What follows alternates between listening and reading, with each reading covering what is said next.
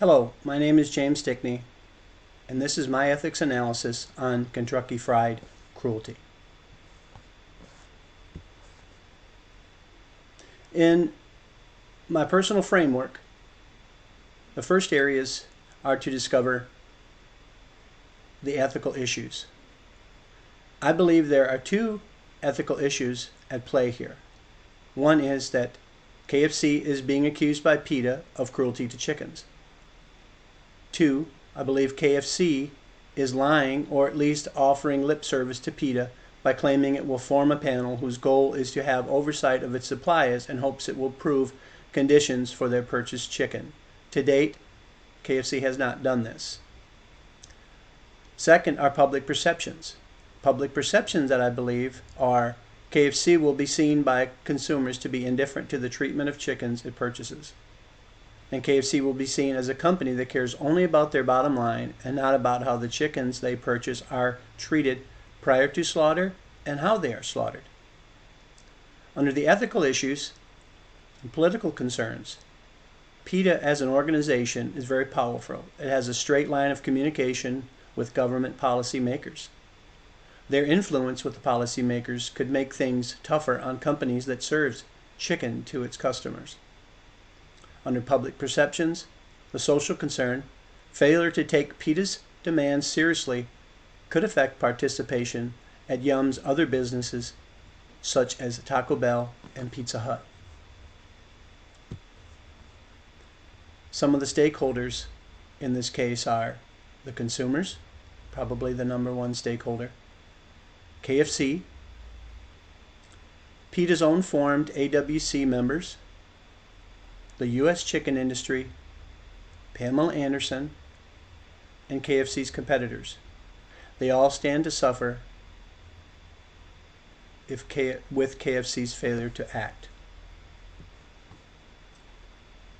Some of the stakeholder concerns. Concerns for the consumers are it can become angered at KFC's animal cruelty complacency. And the consumers can join PETA's campaign and boycott AFC or KFC. Concerns from the PETA AWAC or their panel they've formed. It could threaten their existence. And also, KFC's failure to act causes the panel's scholarship to be disregarded. The concerns for Pamela Anderson, which really are more positive. It gives her elevated social status and allows for her to host more damaging videos. KFC's concerns are brand compromise, a drop in sales. Concerns for the U.S. chicken industry are tougher regulations could be imposed, and it could mean that there's less meat eaters. Concerns for KFC's competitors are closer scrutiny of their suppliers. Also, it could cause removal of chicken from their menus.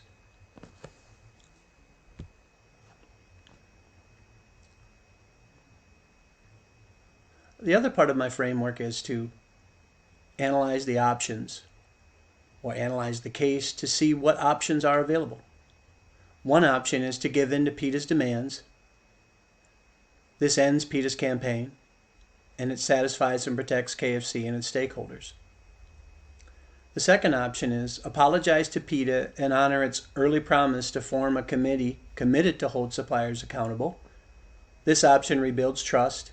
It gives PETA the option to end or at least dial back their campaign. It allows KFC time to convince suppliers that it is sound business to be transparent about their slaughter practices. This has effects. Initially, it affects KFC and its suppliers' bottom line. However, it protects all other stakeholders.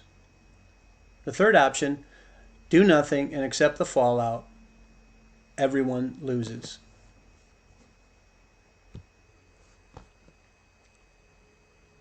The final decision. After conducting research into PETA's cruelty campaign, called McCruelty, against McDonald's in 1999, I discovered that McDonald's failed to heed PETA's warnings. McDonald's suffered significant patronage and financial losses. Their inaction caused a ripple effect across the fast food industry.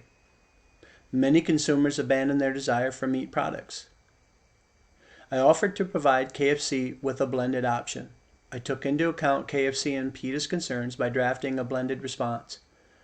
The response was a blending between options 1 and 2 that were previously mentioned.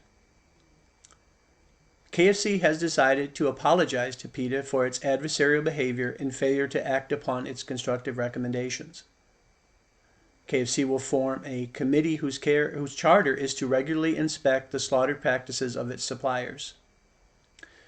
Due to proprietary discussions that could happen during the committee's meetings, PETA members will not be added to the committee. However, KFC will provide PETA with a redacted copy of the committee's minutes. I believe KFC has been allowed to save face with this decision, and I believe also PETA will feel respected. Dialogue can continue. The relationship can only improve. And again, this becomes a win-win for everybody. My name again is James Stickney. Thank you for listening to my analysis. Have a great day.